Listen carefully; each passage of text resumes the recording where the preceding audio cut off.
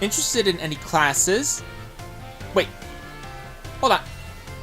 Don't make me say what I'm supposed to say. I'm not what I don't want to say, game. Thank you. So, interested in any classes, everyone? Okay. Hey guys, Psyche Pictures here. Welcome back to more Pokemon Scarlet and Pokemon Violet. In the last episode, we did the biology classes. Not the most exciting stuff, but yeah, it's gotta be done to show off for the Let's Play, so I'm gonna do it. This time we're taking on one more class before doing some fun stuff next time. So, interested in any classes? Not really, but we're taking on everyone's favorite subject, math! Yay! Apparently a bunch of people really hate math. It was my best subject in school, so I'm not particularly broken that there's a math class in here. I really hate history, that's why I'm not looking forward to the history one. But still, whatever. Hello everyone, nice to meet you. My name's Time, and I will be your math teacher. Sorry to put you all on the spot at the start of class, but let me ask a quick question. Do you enjoy numbers, arithmetic, and the like? Yeah, sort of. Oh my, thank you for your honest opinions. Honest responses. Some of you may like numbers, and some may not. I think that makes a wonderful mix. But no matter your opinion on math, I hope you find yourselves enjoying our lessons together. I'll do my best to find a good way to match up your interests with all types of math lessons. Speaking of which, are you all caught up on your studies of Pokemon type matchups? For example, grass is strong against water, and water is strong against fire, correct? Psychic, you seem to be good with Pokemon, so let me ask you this. Bearing in mind that water is strong against fire, if the move Water Gun hits a fire-type Pokemon, what becomes of the move's damage? It's doubled. That's right. I knew I could count on you for this, Psychic. Using moves of a type that your opponent is weak to is a super effective tactic. It multiplies the damage of those moves by 2. On the other hand, using moves of a type that your opponent is resistant to isn't very effective. It divides the damage of your moves by 2. I don't mean to encroach on Miss Dendra's battle studies territory, of course, but I thought it best to use a lively topic as an example. That can make math fun, even for those of you who don't like the subject, don't you think? Oh my, is that the bell? I suppose that's all for now. What a shame. I'm looking forward to seeing you all in the next class. I hope you're looking forward to it too. Alright, next class for math. Yes, interested in classes. Interested in taking the math one again. Don't be tardy.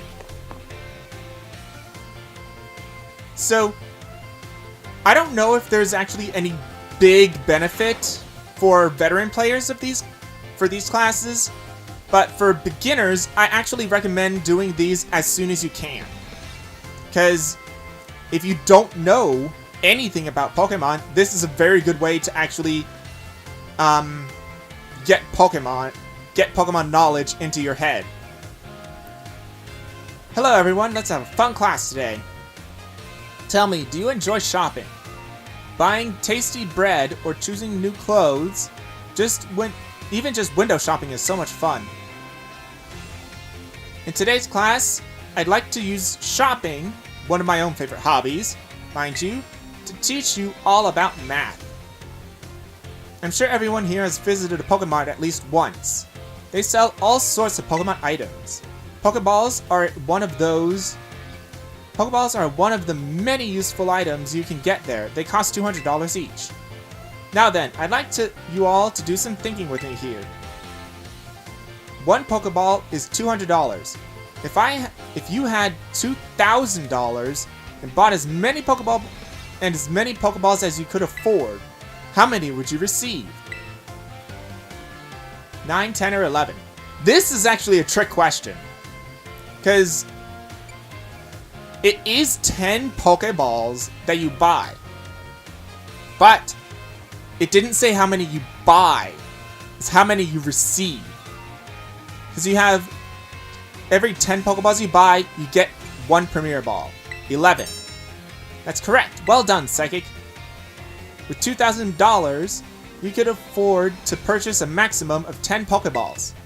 However, if you purchase 10 or more of any one type of Pokeball, you will receive 1 Premier Ball, a special white ball, as a bonus. So the correct answer is, in fact, 11. It sure is nice to get a little bonus like that on a shopping trip, isn't it? Is that the bell? What a shame. Looking forward to the next class. That actually was a trick question, and that would throw a lot of new players off. But that's a very good implementation of, how many Pokeballs should you buy? You should always buy them in groups of 10. Which I know that is seeming redundant as well, we're the champions. And I've alluded to this before, but whatever. Let's have a fun class today. Tell me, do you enjoy fortune telling, horoscopes, and the like? I think it feels ready. What am I talking about? I think it feels great to read your horoscope and see that it says good luck is coming your way. So today, I'd like to teach you all math while focusing on the topic of luck. Perhaps you have seen the following phrase crop up during Pokemon battles before. A critical hit. When a Pokemon's attack lands as a critical hit, the damage it deals is increased by half. In other words, it does 1.5 times, 1.5 times as much damage as it normally would. It is truly luck that determines whether your Pokemon lands a critical hit or has one landed on it. This can cause a great upset in battle. Does anyone know what percent chance a Pokemon has of landing a critical hit? 1% chance, 4% chance, or 12% chance? 4%. 4% chance. That's right. A chance of landing a critical hit is said to be 1 in 24, which figures to roughly 4.17%. I cannot read. The odds are more favorable for certain moves, though. Why, moves such as Stone Edge and Shadow Claw have about a 12% chance. You can also use a move called Focus Energy, or an item known as Dire Hit. Both raise your critical hit ratio by 2 stages. That's a 50% chance to land a critical hit. It feels great to land a critical hit, but perhaps not so great to be struck by one. There is a surprising amount of mathematical probability hidden in a Pokemon battles, you know? If you're able to do the calculations, that'll swing luck in your favor. It may open the door for more strategic choices for you during battle. Is that the bell? What a shame. Next class will be a fun midterm exam. Fun! Exam! Not really two things you would see in the same sentence. And associated with each other. Fun and exam. No. Math midterm. Let's do that. Let's do the math midterm. Get it over with. Get ourselves some small candy. And something else. Alright, midterm exam. I'm sure the fun experiences you had in my class will serve you well as you answer. How much does Water Gun do when it hits a Fire-type Pokemon? Double damage? How much damage does Razor Leaf do when it hits a Fire-type Pokemon? Half damage. If you spend $2,000 on as many 200 Pokeballs as possible, 200 Pokeballs as possible, how many would you get? 11. What percent chance does a Pokemon usually have to land a critical hit? About 4%. How much damage does a move deal when it lands a critical hit? 1.5 times as much. Time's up. You are all concentrating so hard. I can't wait to see how you did. Do go and ask for your scores at the front desk and take a nice break. And then take a nice break. We're not going to do that. We're just going to see our results and take the next classes. And I got 5 out of 5 on the midterm. Yar! 5 experience candy small, which I'm probably not going to use in this playthrough. Math 4. Yep, math with missed time. It's math time! Hurdy, hurdy, her.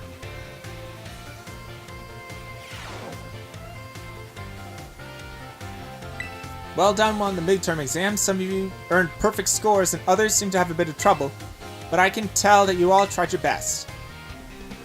I'm quite pleased to say that every last one of you passed. I can only assume that means you have all come to love numbers. Sure. Stay sharp and try your best for the rest of my classes too. Speaking of staying sharp, do you know how that word applies to Pokemon battles? Sharpness. That's right. It has to do with stat boosts. It does stuff with sharpness ability as well. As Pokemon stats rise and fall throughout the course of the battle, yep? Correct? For example, if a Pokemon uses the move Workup, its special attack and stats will rise by 1 stage each. As you might know, each time a Pokemon's attack or raises 1 stage, moves affected by that stat will deal 50% more damage. If that same Pokemon from our previous example were to use Workup again, both its attack stat and special attack stat will have risen by 2 stages total. This results in a 100% damage increase. 100% increase to damage dealt, making its moves twice as strong. Swords Dance, on the other hand, boosts this attack by 2 stages at once, allowing the Pokemon to deal double damage after a single use. Using Swords Dance twice will boost the Pokemon's attack stat by 4 stages. How much more damage then would this Pokemon deal? Triple? Triple damage! Yay! Because it's 50% of the original attack every single time. Every single time it's raised or lowered. Each stage that a Pokemon's attack or special attack stat is raised, increases its damage by 50%. So, being raised 4 stages would result in a 4 times 50% or 200% increase. The base damage of a move is 100%, so adding 200% gives us 300% damage. In other words, the next move the Pokemon uses will deal triple damage. Type matchups, critical hit damage, and other factors all play into these calculations as well. So even a small boost must be taken seriously. By the way, if a stat simply rose, that means it has gone up by 1 stage. If it rose sharply, that's 2 stages. If it rose drastically, that's 3 stages. Just so you know, the X attack and X special attack items, which can only be used in battle, can be used to sharply boost those respective stats. Today's lesson was a little difficult, so be sure to review what you learned in order to stay sharp. Party hard. I'll see you all in the next class.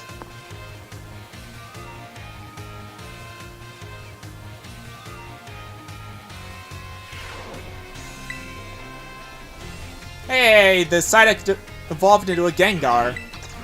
Pretty cool. Psyduck evolved into Gengar. Yay! Don't be tardy.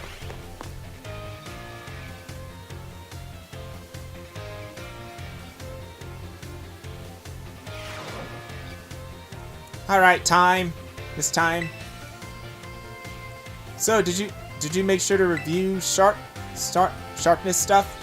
I know it was difficult with all the talk of multiplication and percentages and the like, but today we'll be talking about percentages again to learn about probability. That may sound like we're going to have another difficult class, but did you know that all of you already deal with probability on a regular basis? Pokemon moves generally have a property called accuracy, which determines the probability that they will hit. The accuracy of tackle is 100 or 100%. So, if you were to use tackle 100 times, you can expect it to hit all 100 times. The move Hypnosis, which puts opponents to sleep, has an accuracy of 60%, 60 or 60%. Which means you could expect it to hit 60 times in 100 uses. To put it another way, out of 100 uses, you could expect to miss 40 times. Many of the truly powerful moves often tend to have low accuracy. So when you're deciding whether to go slow and steady with moves that are sure to hit, or hard and fast with stronger but less accurate moves, you're already studying probability. Let's see here. Perhaps Surf and Hydro Pump would be good examples in this discussion. Surf has a power of 90 and an accuracy is 100, meaning that you can expect it to hit every time. Hydro Pump's accuracy is only 80, but when it hits, its power is 110. So between Surf and Hydro Pump, which move would you want to use yourselves? It depends on the situation. Oh my, I see you're always considering various possibilities, Psychic. I may have made it sound like there was a correct answer here, but there's not.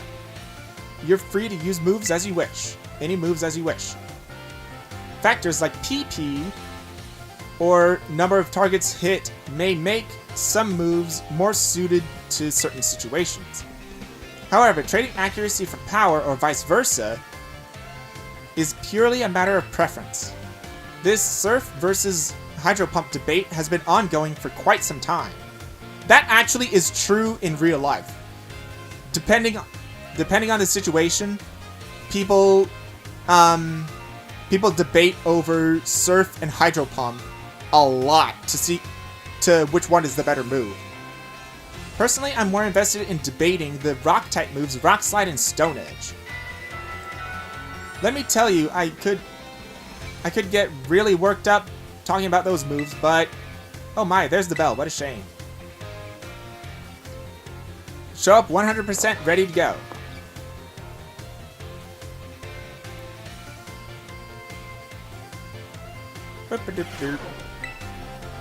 Yeah.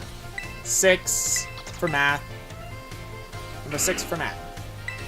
Don't be tardy. And then after that is the final exam. That's what we want to do.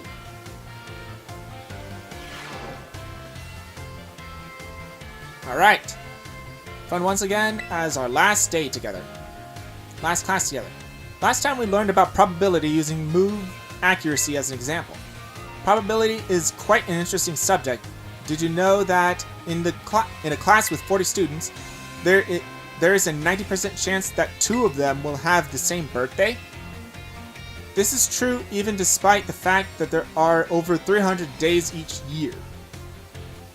Isn't that remarkable? But let's move on to today's topic before we get swept up along with probability again. I'll be teaching you how to calculate damage in this class using examples like type matchups, critical hits, stat boosts, and the like. All of these variables are multiplied together to to calculate damage to an opponent. Damage dealt to an opponent. However, did you know that there is an even simpler way to increase the damage of your Pokemon's moves? All you have to do is have your Pokemon use a move it shares a type with. If a Rock-type Pokemon uses the Rock-type move Stone Edge, the move's base power is 100, is multiplied by 1.5 to become 150. Ground and Rock may seem like similar types, but if a Ground-type Pokemon uses Stone Edge, the move's power will remain at 100. Super effective moves and critical hits also add multipliers on to this little numerical increase. So, it most certainly must not be taken lightly. Let me ask you a question to see if you understand what I'm talking about here. Say you have a Pokemon move with a power of 100.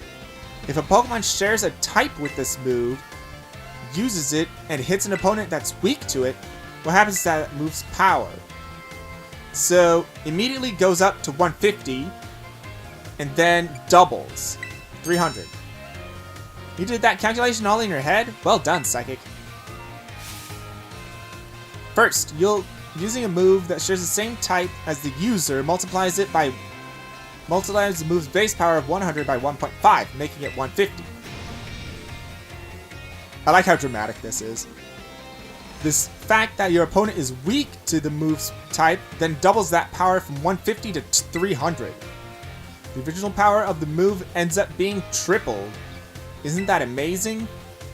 What's more, if a Pokemon terrestrializes and its Terra type matches one of its original types, then the bonus it gets from using a move of the same type increases from 1.5 to 2. Of course, being able to use a lot of moves with different types is great as well. That's one way you can surprise your opponent. In the end, your own innate characteristics are what will really let you shine the most. Bear in mind that this is true for both humans and Pokemon.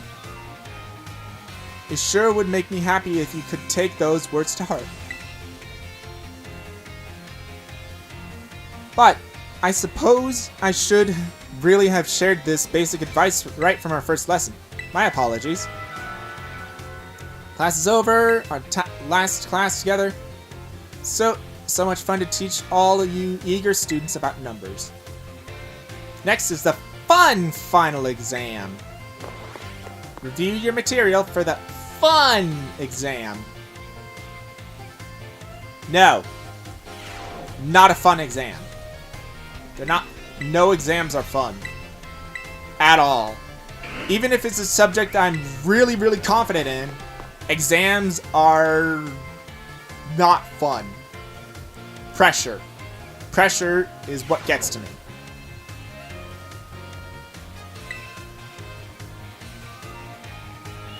I'm sure the fun experiences you all had in the class will serve you well. How many Great Balls could you purchase with $3,000 if each one costs $600? 5. If a Water-type move with power of 100 lands a critical hit on a Grass-type, what will the move's power be? 75. Because you do half damage, and then 1.5 times is 75. Under normal circumstances, what percent chance does Stone Edge have to land a critical hit? 12%? If a Pokemon uses Swords Dance twice to boost its attack by 4 stages, how much damage will its physical moves do? Triple damage? If a Rock-type Pokemon whose Terra type is Rock terrestrializes, what will the power of its Rock-type moves be multiplied by? 2. Time's up! There we go. Let's see what I did. How I did. And then we'll end it off. So I don't want to do classes no more. Take a look at the results. Need 4 to pass the final. Got 5 out of 5. Yay! Passing score. 5 experience candy. Again, I probably won't be using them. ignore that person with the yellow text. Blech. Classes. The classes in here are not good if you're a veteran player. But if you're not a veteran player, they actually have a purpose. They actually have the purpose of being informational. Yeah, Larry. Larry is the one we're gonna visit next. So, with all that said and done, we have finished the math classes. So next time, we'll be going and fighting Larry at his gym.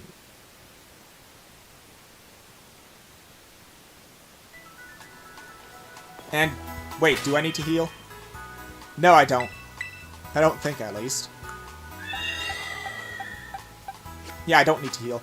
Why did I think I needed to heal? Oh well. Whatever. Let's go to Larry's gym next time. So, we'll be doing fun stuff next time. What's the name of the gym leader again? Madali Gym! What's the name of the gym leader again? You seriously don't know? This town. This town doesn't have a battle court, you know? I wonder where you battle the gym leader. You battle it in a restaurant. Battle him in a restaurant. This has been Psychic Pictures, and I'll see you guys next time when we go and fight Larry. And possibly someone else. See you guys then.